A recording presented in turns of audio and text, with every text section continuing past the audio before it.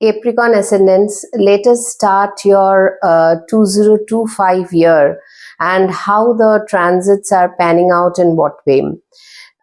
From the beginning of the year, you see your Lagna Lord in the second house. It is got direct just few days back in November 2024. And these are the few last months of Saturn being in Aquarius, its own Mool Trikon. Then it will move into your third house. And third house are shifting of different things, your vitality, your workplace, your place of living, your neighborhood, your anything. Lot of things in the third is third Saturn will make changes happen in your life, because it'll be seeing your fifth house and your ninth house and also your 12th house.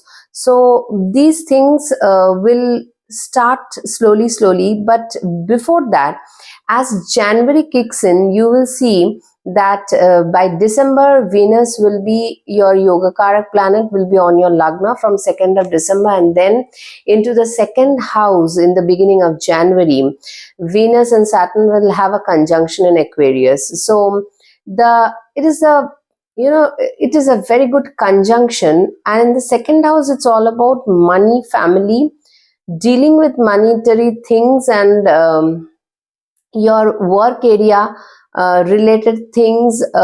It's a Artha Trikon. Artha Trikon is always whenever 2, 6, 10 will be active, and planets like Saturn, which is very practical planet, work oriented, Venus is money. So work and money can take the center of your house. You can have a talk with people regarding that. You can change your things and all these things. But it is a good conjunction, no doubt about it.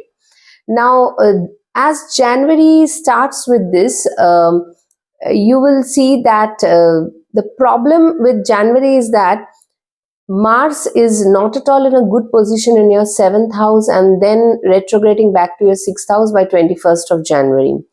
Here, as you are doing good in your 10th house or money or whatever these kind of matters, because Rahu is still in the 3rd house, you are putting your efforts. Sometimes you can feel Pisces, Rahu gives a lot of, thought process, and sometimes illusions happen in the consciousness. These things happen, but still Rahu does good in the Upachya house, and that's why you had been putting effort for whatever you had been dealing with till now. But because the 7th house now has got into such a position, Mars hovering into the 7th and the 6th house, both the signs are not suitable for Mars, and Mars is your 11th lord. Some kind of a partnership issue dealing with 11th house, your groups and all these things can become a little emotionally low point for you, or even your health can be the problem. Certain burst of anger, health related issues to your lower part of the body, leg area, all these things stomach area can be a trouble, or in general you can feel some problem with your siblings also, as Mercury is the sign of sibling, and some court cases or anything with any kind of people. Mars going into the 6th again, 6,021st, or regarding 4th house matters, land, property, all these things can go for a toss. But Venus Saturn situation is good, and then in the month of February, Venus see a conjunction with Rahu in the 3rd house. Now this is also a shift in the 10th house matters. You can go for a change. Your progeny can also go for a change, because there's a 5th lord and the 10th lord. Venus with Rahu conjunction wise, it is good. 3rd house, both are filled with desires. That is the only problem. A desire can be about your professional things, can be about your progeny related things. Here now the thing is that Venus gets a little slow. as in the month of March, in the same sign it will go retrograde in Pisces. Now this retrograde Venus makes you think about your work area and your fifth house matters, name, fame, investment, progeny, anything, and in what way you have to put in efforts to make results out of that. Because see, January, February and March, these are the 3 months where you will see that you are thinking very fast about the things that needs to be done. You know, certain changes are coming, whether you know astrology or not, your consciousness will tell you there is certain changes that is inevitable and it will happen, and you have to make those changes. Now the changes that you have to put, because third house is Rahu, maybe in a little bit different way, maybe thinking in a little out of box things, things can happen like that. So that will happen, and Venus goes retrograde in the March month, and this process, this situation is good. Mercury also joins now in the house of Pisces. Now Mercury is your sixth lord and your ninth lord also. So ninth lord going into debilitation, but aspecting the ninth house, though debilitated Mercury, but it will get a Nij Bhang Rajyog from Venus being there in exaltation. So any kind of ninth house matters in the month of March can be very, very to your mind. That can be journeys, that can be going to religious places, that can be higher degrees, that can be, traveling somewhere with your partner to make the things better, because Mars again in the 2nd of April will come into the 7th house. Now see, if any relationship is that it is in that kind of a stage that it cannot be rectified, and it is in the condition that it is giving you trouble only, then that will be done away with. Otherwise, Mars can cause some problem with the health of your partner. That can be also an issue. Or you and your partner may not be able to produce the result that you want to do, or in a partnership also, in a business partnership, you both can be at a loss, because by the end of March, Saturn is entering the 3rd house in Pisces. Now Pisces is a very black place, and now Saturn coming and wants to put some effort. That's why I say that January, February, March, you are gearing up for action, but where to put the action and how to get the best result out of it, in spite of Venus going retrograde in April, Saturn coming into the 3rd house, Mars coming into debilitation. April month is dealing with all these things, these 3 things mainly, because Mercury has, both are retrograde. Mercury is retrograde in your 3rd, Venus is retrograde in your 3rd. That is the combination. So it's a very good combination actually. Your 9th and 10th lord in the 3rd house. So rise of fortune through efforts, and especially in your professional area, and foreign elements is always involved when Rahu is there. So it can give you some desire fulfillment also, as small as it can give. And you know now, or you know that this fulfillment will happen only when you put your efforts in a different way. Now, one problem with March month is another, that Sun plus Saturn will be in your 2nd house, though Sun is the 8th lord. So sudden changes in your family environment, or some clash with in your in-laws, or some property related matters, things which you want to retrieve out of it, you're not getting it, some kind of hindrance is coming. So there are 3 things which is happening in the month of March. Sun-Saturn combination in the 2nd house. The Rahu, Venus, Mercury in the 3rd house. And Mars goes direct in Gemini. These are the 3 things which is very, very prominent regarding your 2nd, 6th and the 3rd house. Houses are not bad. The Mars does good in the 6th house, but you have to handle it with care in whatever Rogvin Shatru you're dealing with, or your subordinates or whatever. Second house, Saturn Sun, is a ideological clash that you can have with your father, you can have with your boss, regarding money, regarding the way, the speech, regarding whatever needs to be done from your point or his point. You can have a clash. Third house requires effort, but Venus and Mercury both are retrograde. You are contemplating. Now comes the month of April. April, all planets, mostly major planets, are in the third house, and only Mars goes into the seventh house again, testing you and your partnership, your health, and your mental stability. All these things are tested. And third house, you have now all the planets will go direct. Rahu, Venus, Saturn, Mercury in the first initial degrees of Pisces getting conjunct over them. So it's your 10th lord, it's your Lagna lord, it's your 6th lord, all with Rahu. And Rahu, you can take your second lord. So the whole process is about newness, because third house is a very action oriented house. It's a very house where you need things needs to be done.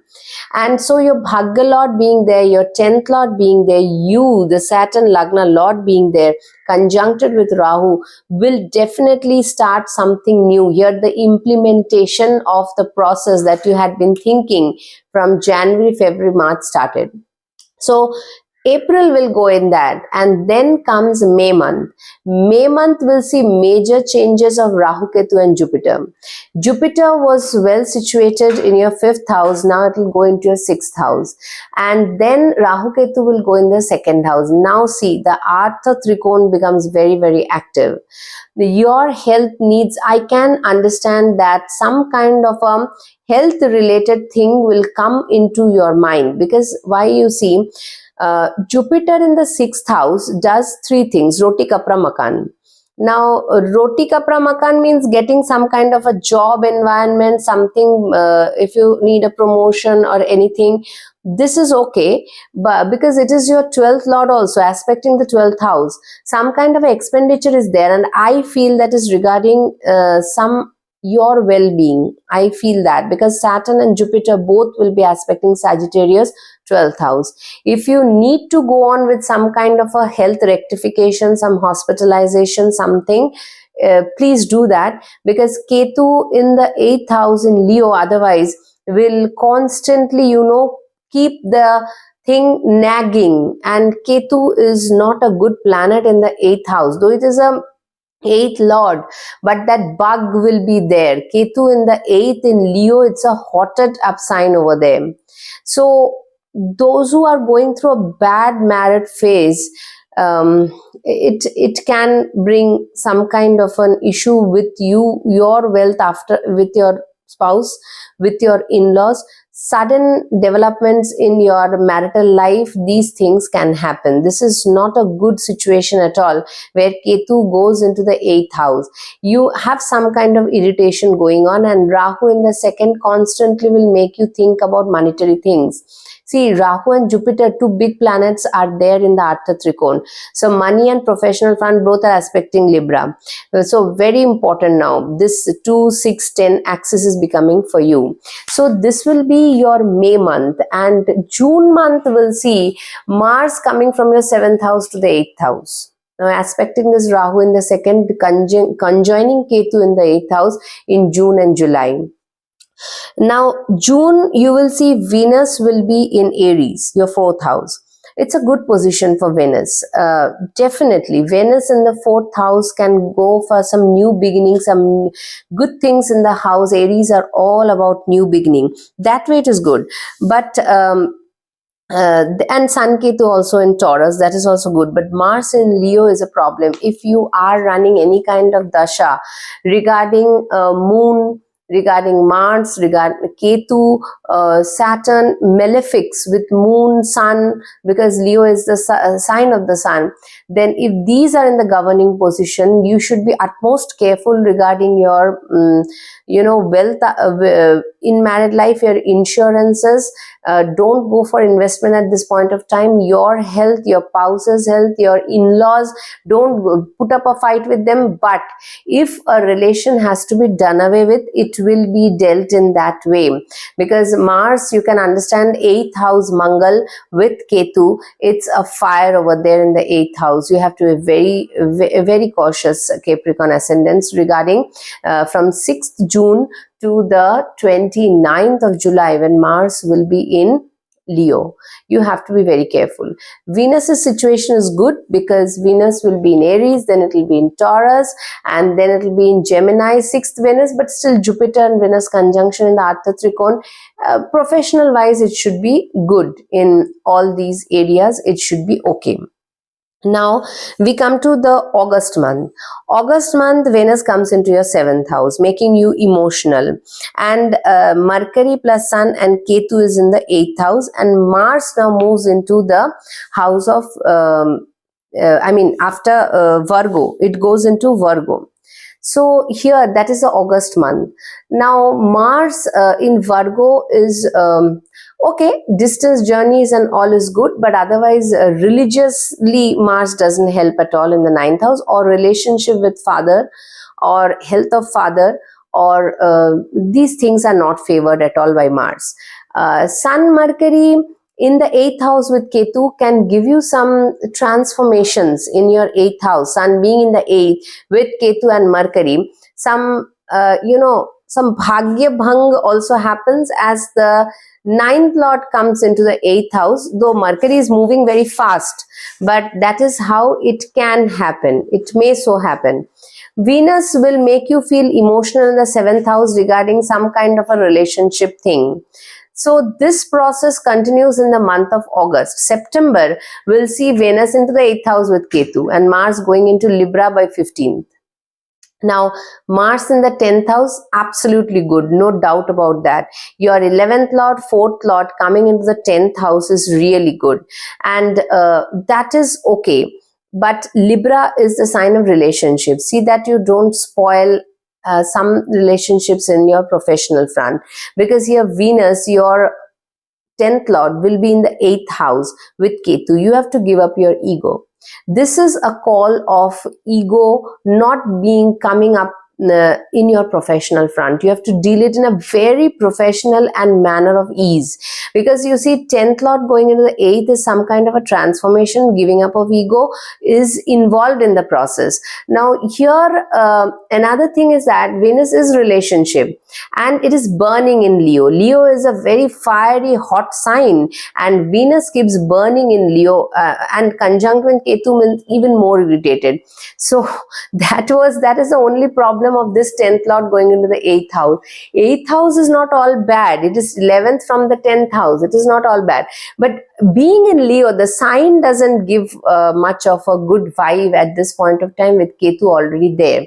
And Mars being in Libra, which is again a relationship sign. Mars does very good in the 10th house, no doubt about that. So here the 10th house factors are very important, and obviously the relationship factor. If you are in some kind of a relationship, you are in marriage or something, you have to be calibrated in your way of dealing with it. Any relationship, not only marriage, in your professional front also, maybe with anything, because it is this Venus is your 5th lord also in the 8th house with Ketu. You have to deal with your progeny also in a very very precarious way, I'll say, in a very calm manner, so that you don't make a mess out of it. That is the least I can say over here. Now October month. Now Mercury, your 9th lord, joins Mars in the 10th house. Good combination. And Jupiter is there in the now towards the end of October in the 7th house, and there is Saturn Sun opposition that is happening. So Jupiter in the seventh house will it can stabilize certain things about your seventh house. Mars and Mercury is telling you to go. It's an effort, because Saturn is there retrograde in your third house. You're putting efforts in your 10th house, and you're a little cautiously optimistic about your seventh house things, as Jupiter gives a good grace to the seventh house matters, and especially in exaltation. This is, I'm talking towards the end of October. So October month towards the end, it is gearing up for a different change. November will see Mercury and Mars going into your 11th house. Jupiter will be there in your 7th house, and Saturn is in your 3rd house. The Moksha Trikon, here it's your karma houses, but the Moksha Trikon, the watery signs gets activated. It can bring you gains. It can make you put efforts are rewarded, because Saturn will go direct by the end of it. And Jupiter aspecting both Mars and Saturn, this is good in a way. Though Jupiter is your 12th lord, some good karma can transpire in your 7th house, because 12th house is not all about losses. It is that the giving, the philanthropy that we do, it comes back to us at the right point of time. So the overall year, Capricorn, what I'm seeing is that it is starting from your 2nd house. From second, Saturn and Venus in January, it is coming up to your 11th house. So it is the monetary factor will be very important, because Rahu is going now into the 2nd. You'll constantly think about money. And Saturn going into the 3rd, you'll start putting efforts in a calibrated way. Pisces is not an easy sign to see where to exactly put the effort. So it'll need some time. When Jupiter comes into the 7th, as the process slowly pans out towards the end of 2025, you'll get the vision and you'll start afresh, because Saturn will go into nearly 8-9 degrees of Pisces, again go retrograde, and goes into the 0 degree by December. So 2024 December, what we are running now is Mars is in your 7th house, Rahu is in the 3rd house, and Mercury in the 11th house. Same water trikon or your karma trikon is getting activated next year also. Saturn in the 3rd, Mars in the 7th, and Jupiter in the 7th, and Mars in the 11th house. But this condition is good. Jupiter works good in the 7th. It can rectify some things regarding your 7th house. Mars works good in the 10th and the 11th. That is also good. And also Saturn makes your effort and your decisions way better in the 3rd house. So this condition by the end of 2025, I feel, is better. And the transit of Venus, barring the fact that as it goes retrograde in Pisces, because Venus is a very important planet for you, its retrogression Pisces will make you think about things in a different way. Its journey into the 4th house, 5th house is absolutely good. 6th house is also good, because for monetary and professional wise is good. 7th house, Venus will make you emotional about relationship. 8th house Venus is dangerous with Ketu. I can call it absolutely mess and dangerous in Leo, being in Ketu. 8th house Venus is in its debilitation. Again, 9th house, and then when it's come to the 10th house, its own Libra sign.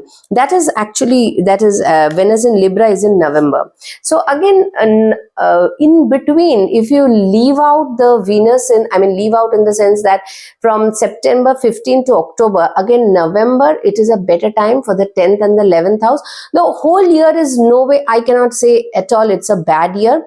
It is thinking in the first 3 months where to put the efforts, next 3 months changes, and last 3 months, barring the fact, as I told you, Venus in the 8th house and 9th house. Other than that, and Mars being in certain pockets where you can feel a little bit problem with your health, to keep your things going better, stabilize internally, and don't go for any ego fights or ego clash or relationship. If they have to go, they have to go. Because by the end of the year, when the Moksha Trikon is again active, like this year, again next year, you have to do away with certain baggages. Now, whether you have to do away with your feelings or with the person in itself, that depends on your dasha, mahadasha, antardasha, pratyantardasha. That's a different thing. But no way it's a bad year. Take it with caution. Go with your efforts. You'll put it in the right direction. And usually Saturn in the third house decisions are good. I have seen mostly like that. You'll take good decisions, you'll go ahead with it, and the 10th and 11th will give you some results also, as Venus, Mars, Mercury will go through it. So only be cautious about 2nd Rahu and 8th Ketu. So that's the whole story, Capricorn. Hope you have a very progressive year in 2025. I don't stress on being happy and all. Peace and progress is very important for me. So I stress on these two factors very much. So hope this analysis helps you in some way. Om Namah Shivaya. Have a good day. Thank you.